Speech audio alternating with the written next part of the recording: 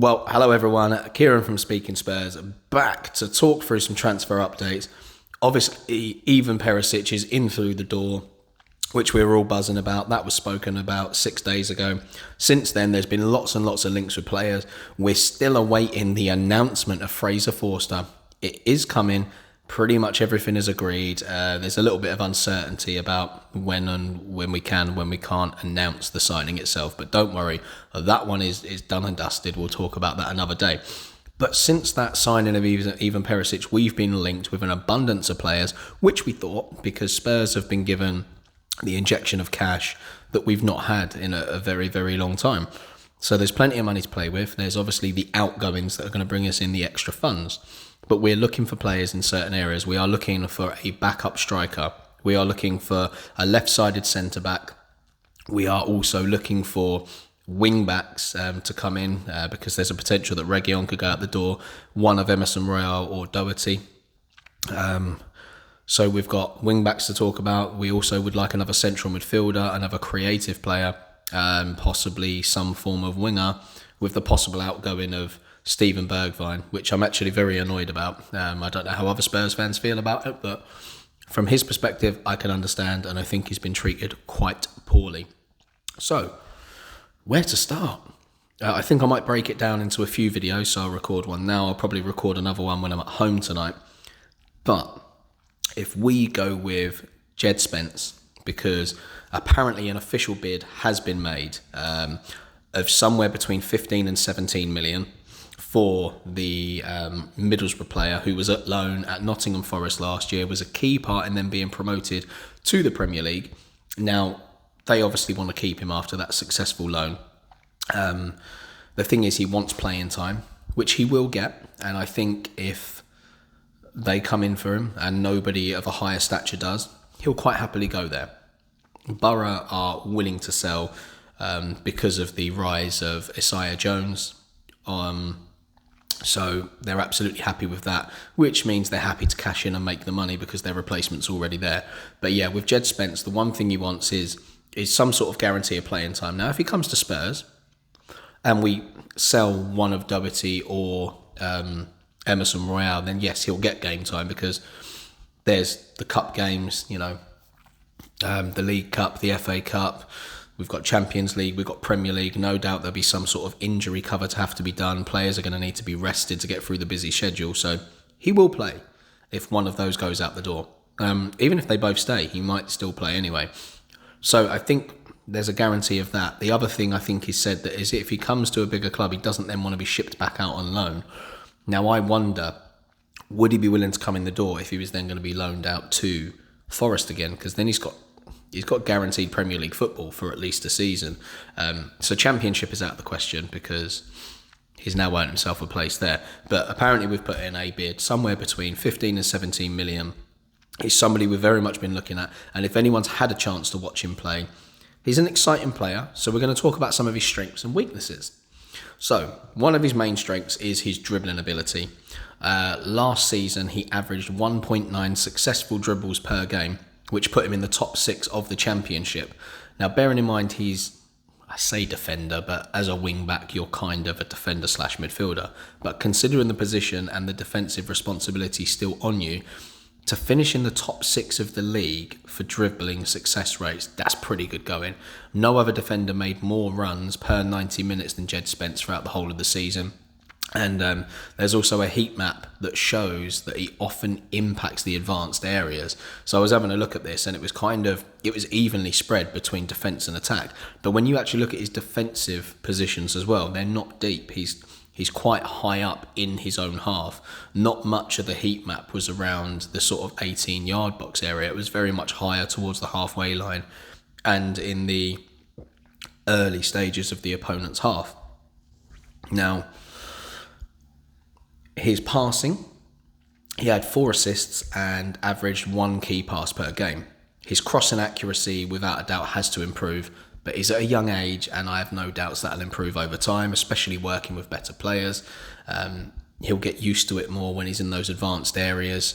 I think in the Premier League, you actually get a little bit more time on the ball. I'm not going to say as much space because players are better with their positioning defensively, but I think you certainly get a little bit more time on the ball because teams are a bit more structured tactically. So yeah, you're afforded a bit more time in certain areas. Now, with regards to the passing, a lot of it's going to come down to the teams you're playing for and the style of play. I think in Tottenham, the way we work things, I think our passing is something that I would say has improved a lot this season. We're much better with the quick one-touch passing than we have been over previous seasons, which has obviously transitioned into our attacks. So that's there for everybody to see. I think our passing when rushed is very poor. Now, he's young, he's going to learn this with time, building relationships with players. That'll only help. Defending, his tackling, I would say, could definitely be improved. He's not the best tackler, but where I'd say that he does excel in his defending qualities is his ability to read the game. He makes a decent chunk of interceptions, so that I would say is definitely one of his strengths. He tends to try to win the ball back high up the pitch as well. And if you look at his stats from last season, he made a lot of tackles in the opponent's half. Now, the reason why that pleases me is because that is definitely a Conte kind of man. He likes to, be on the front foot at all times. He likes his players to press and work hard. So the fact that he's winning so many balls in the opponent's half tells you that he's putting pressure on the opposition the second they're trying to break, which is great. There's not too much backpedaling. If we win the ball back in those areas, it makes it more dangerous. It's quicker to counter-attack than what it would be winning the ball back in our own half. So they're all things that Conte will be impressed with, and I'm assuming that's why Paratici and Conte are looking at Jed Spence. And at 21 years old, he has his best years well ahead of him. He's got the makings of what could be a very good Premier League player. He's young. He's got decent pace on him. I'd say that he's very good with his straight line speed.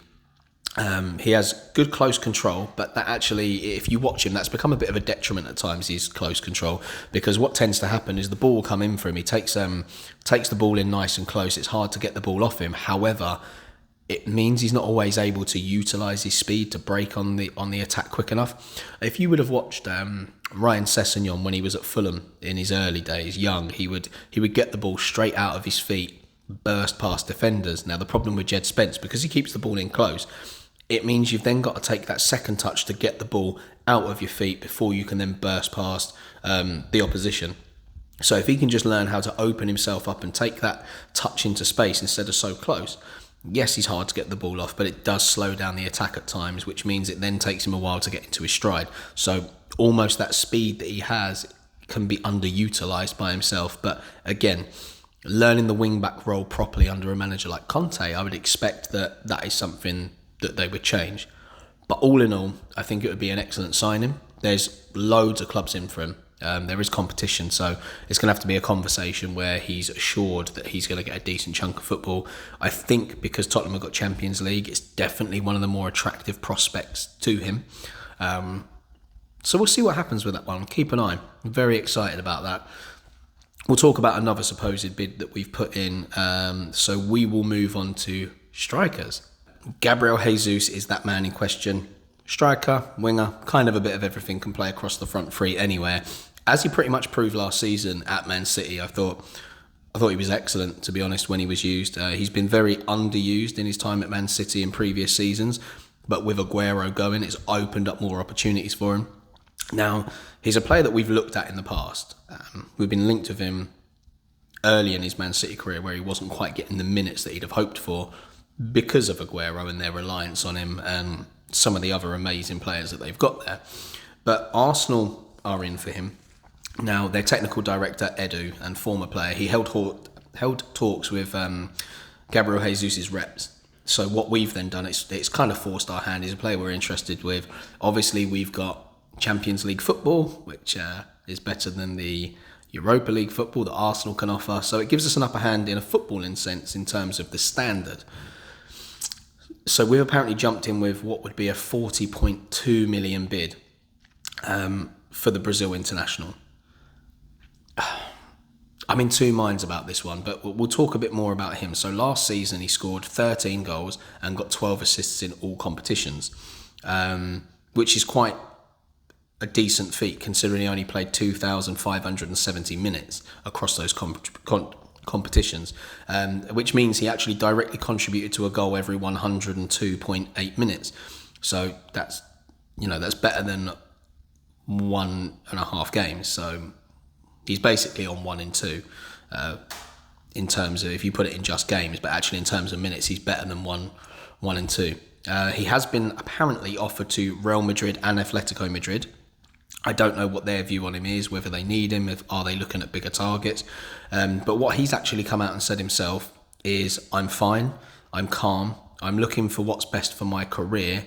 I'm focused on the national team at the moment, but as of Tuesday, I start thinking about my future.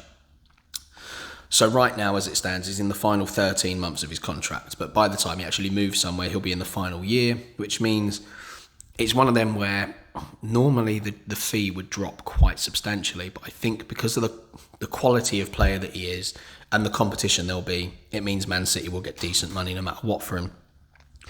The problem is that we have bringing a player in that's been at Manchester City. He's already going to be on fairly high wages. He's used to being rotation there. He's not then going to want to come to a club like Tottenham to then be rotation with Son and Kulusevski. And my thoughts on this is, although I like him as a player, and I think he proved himself a lot last season that he can play anywhere across the front, he's very comfortable, he's an able finisher, my argument would be Steven Bergwijn is a similar-ish kind of player. He's stronger, Bergwijn, got a hell of a shot on him. Obviously the goal return's not been as good, but did Bergwijn play as often? Did he get as many starts? No, he didn't. So my argument would be, why bring in Jesus when you've already got Bergwijn that's a similar kind of player that has abundances of talent himself, that if used more often, I have no doubt he would have been a much more impactful player at Spurs. You saw what he did against Leicester. He came on 2 goals in quick succession. You've only got to see what he's doing with the Netherlands. He's playing out of his skin for them. So my argument would be Gabriel Jesus on higher wages than Bergwijn makes no sense. Just use Bergwijn more. I don't know what the issue with that is at the moment, but we'll have a little chat about Bergwijn now. It seems like the common sense one to move on to. He's basically come out and publicly said now that he wants to leave Tottenham in an interview. He was on target again for the Netherlands, which actually means, and that was the 4-1 win over Belgium. So the 24-year-old now has 5 goals in his last 4 games for his country. When he's come out and spoken, he said, Champions League is not a top priority. As long as I'm playing regularly, I just need to go and play. I want to leave Spurs now, that's for sure. I wasn't allowed to leave in the winter. The last few months I was hardly looked after there. And he wants clarity soon. So my view on this, he's got time left on his contract. What I would do if you can convince him is to send him out on loan. If he wants guaranteed football leading into the World Cup for the Netherlands, what I would do, send him out on loan. There's plenty of clubs in the Premier League that would want him. Everton apparently are after him. Newcastle, I wouldn't be surprised if they were willing to look at him. Ajax obviously came in with a bid for him, which we turned down. And I think he would happily go to Ajax. I wouldn't be surprised if Erik ten Hag was willing to come in for him as well at Manchester United. Now, I don't think we do business with them because Manchester United, despite their poor season, will strengthen. They're in a transition and they are a direct rival in terms of league standing. So I don't think we'd allow him to go there. Everton would probably be a more likely destination. He will play football there. I just think he's such a talented player and we're wasting him. The unfortunate thing for him is that he plays predominantly off the same side as Sonny. Playing through the middle, he's not going to knock Kane out the squad. And Kulusevski has had such a good impact. And Bergwijn doesn't operate as well off the right as he does off the left. So he is in a strange situation. And it's kind of the reason why no strikers want to sign for Spurs. They don't want to play second fiddle. Bergwijn's in a situation where his 2 main positions are behind 2 of the best players in world football, Son and Kane. So it's a very difficult one. He's also come out again and spoken since he made that statement saying that his suitcase is pretty much packed.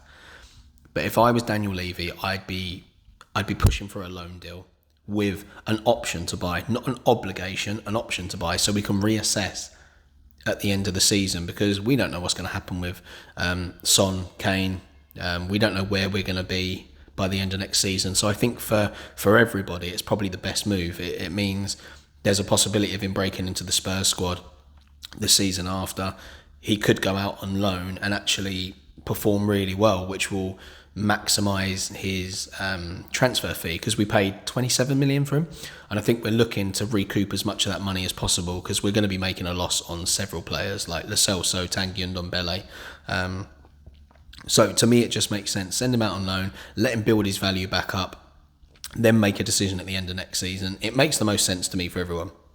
But I tell you what, we'll leave it there today. So we've talked about Jed Spence. Let me know in the comments below, are you excited about the prospect of bringing in Jed Spence, a young England player? So that helps with the homegrown status alongside Fraser Forster, who will be coming in. So that's 2 English players in. Galini's gone out the door, so that's 1 foreign out, with the prospect of Lo Celso and Tanguy going out, that's another 2.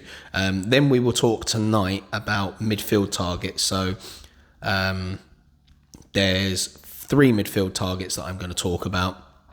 And then another couple of strikers, and that would depend on movement either way between these 2 people. And we'll also do a bit about defenders as well, because there's been a surprise addition to the defensive search, and I don't know how true that one is. I'm going to do a bit more digging, but thank you for sticking around for that one. I hope you enjoyed it.